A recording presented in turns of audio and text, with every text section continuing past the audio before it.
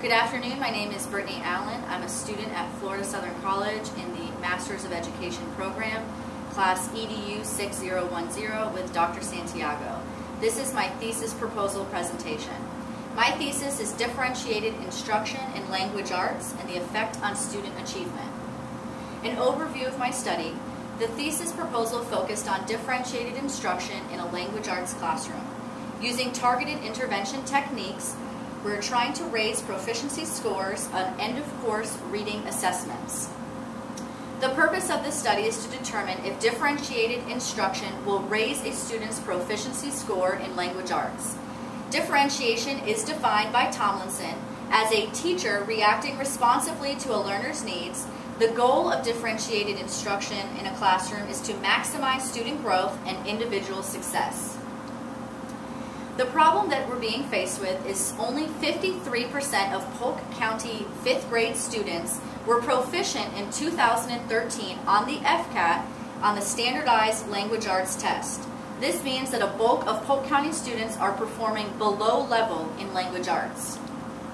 My research hypothesis is that it is expected that a student's language arts achievement data will show improvements if they are being taught using the differentiated instruction-based method. My study used a quantitative-based method for my study of choice. A history of differentiated instruction. It became more popular, according to Scheinman, as special needs students were being mainstreamed into regular education classrooms. This could be students with a mobility issue, a learning disability, or a medical condition.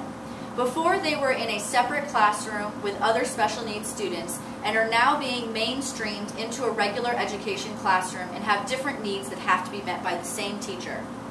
Parents, educators, and administrators may not be and have not always been supportive of differentiated instruction. There's been cases where schools were worried that their scores would be lowered by this sort of instruction in the classroom and were not so enthusiastic to have their student in that sort of classroom. Leadership must be supportive of these changes. If principals, administration, and district supervisors are not supportive of differentiated instruction, it will be very difficult for teachers to include this in their classroom. The necessity for intervention includes the National Assessment of Educational Progress found that when analyzed, only 34% of 4th and 8th grade students were proficient in reading. So Garcia and Benson stated that early childhood literacy is a key indicator of future academic achievement, high school graduation, and college enrollment, and this is amply supported by data that they found in their study. So this means that students are performing below level in reading. 34% are above or at proficient. So another large majority of students are performing below level. And as we can see, reading is essential for not only academic career, but life career and everything else afterwards. The design for my study is that criteria must be met for the program to be successful. That criteria includes the instructor and the classroom being flexible and able to change as a student's needs change. The data must be analyzed, collected, and used to group students in the classroom. All students must be included regardless if they're an English language learner, a special needs student, regular education student, or a gifted student. And everything must stay focused on the student. Everything has to be focused on their achievement. The teacher must identify weaknesses and target with specific interventions. So if there's a student who is high in fluency but low in comprehension, the student will still receive education on fluency through a whole group setting, but will be grouped with other students who struggle with comprehension, and the teacher will perform specific techniques to try and raise the proficiency scores in that area. Instructor involvement. Continuing education is necessary for teachers to be successful. There's been studies done with private schools versus public schools teachers. It's found that in private schools, there's more training in differentiated instruction, continuing education, and there's a smaller classroom size. Versus a public school where there's larger class sizes, less training in continuing education for teachers, and a strict calendar and timeline that they must stick to. It was found that more teachers in public schools were sticking to the calendar and teaching for coverage rather than teaching for mastery, where in private school there's more leniency with the calendar, and teachers could focus on raising proficiency scores and making sure that the majority of students in a classroom mastered a standard or topic. The structure of the program. Students must take ownership of their education. This can be something as simple as students choosing their own book for a thematic unit or for their accelerated reader program. Teachers must target the weak areas and advance those skills through the small groups. And as Rice, McCoach, Little, Mueller, and Kenistan found, that as students' enjoyment and engagement scores increase with ownership of their education, proficiency scores also started to rise. The theory that I found linked closest to my study was Howard Gardner's theory of multiple intelligences. Howard Gardner's theory contains 7 different intelligences. All of these must be hit upon and touched in the classroom on a regular basis for a student to have a whole engaged learning experience, especially when it comes to a differentiated instruction classroom. The first intelligence is linguistic. Linguistic is spoken and written language.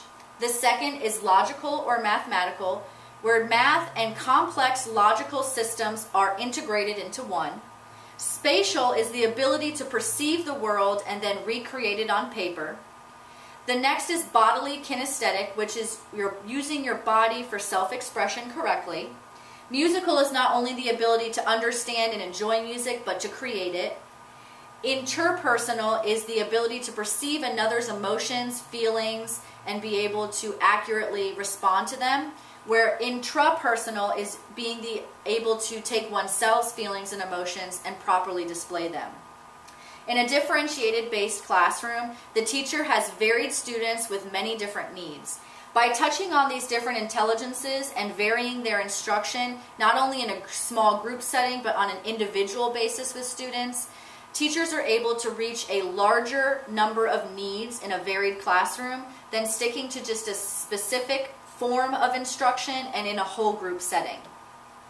The design for this study will be a quantitative study, which means numerical data will be collected and analyzed, a randomized selection of subjects, 1 control group and 1 experimental group. There will be a pre-test, a formative assessment, and a post-test, and teachers and researchers will analyze and group students as needed. The sample selection will be 2 5th grade classrooms in Polk County, Florida, selected at random. The control group will receive a primary whole group instruction. This means that the teacher is giving the same lesson to the same group of students in the same way as an entire group. So more like a traditional lecture-based classroom. The experimental group will have 1 hour of that whole group time removed, and small group instruction will replace it. So that will be those targeted techniques where a teacher is sitting one-on-one with a student or in a 4 to 5 student group to focus on a specific skill or lesson or refresher topic.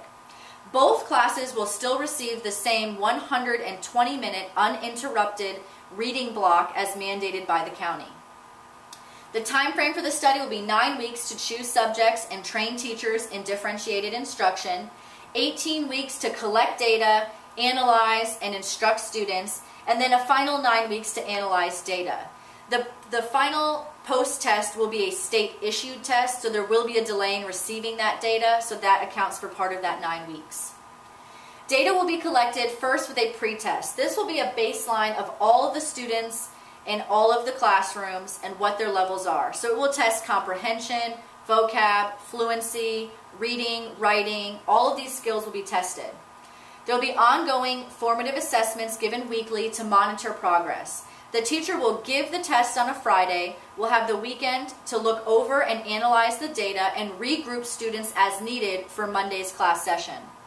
The final post-test will be a state-issued end-of-course examination through either FCAT or FSA, depending on what the state decides. The data that will be analyzed. The pre-test is giving us that baseline.